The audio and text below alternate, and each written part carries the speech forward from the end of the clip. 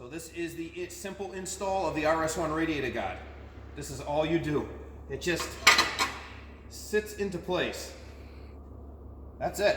Sits into place, and there's 2 holes on top.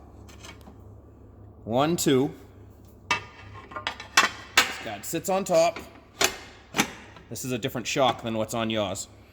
And then all you do from the kit is you either take the self-tapper and you go in 1, in 2, or you can put, what's included in the kit is a nut cert. This gold piece is the nut cert, and then a washer and a bolt. So what you do is you drill the frame the size of this nut cert, and you crush the nut cert in. There's a lot of videos on how to do it if you have a tool, if you don't have a tool, how to make a homemade tool. And you put it in and you bolt them on. So those are the top 2 bolts. Very simple.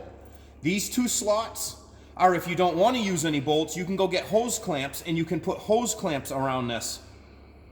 So you don't even need to put any bolt holes in the frame or anything. You can just take like hose clamps, V-band clamps, stainless steel clamps. You can wrap it right around and screw it on, and that'll hold it in place. So that's what those 2 holes are for. The top 2 holes are for what I just showed you. This little hole is for your shock.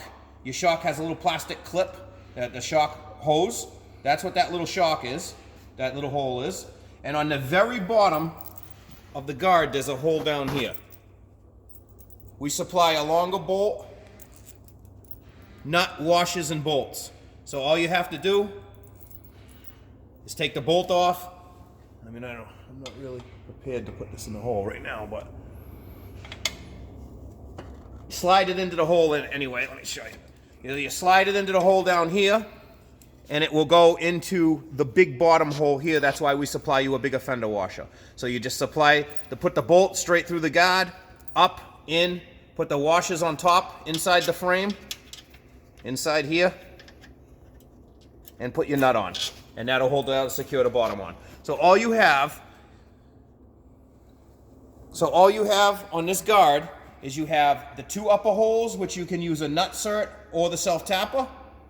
You can use 2 V-band clamps if you don't want to use these holes. You can use 2 clamps around the frame. This one is for your plastic shock clip. There's a clip on your shock hose. You clip it right back on. You have to you unclip it from the radiator right here. Here's the hole, and this is the new hole. So you unclip your shock from that hole. You slide this cover in and get it to right where you want it. Slide it right into place, and then you clip your shock back into that hole. So that hole is right above that hole. So that's all that is the shock hole. And then you have that one bottom, which you use this long setup on the bottom. Very simple, same exact thing for the other side. Any more questions, give us a call.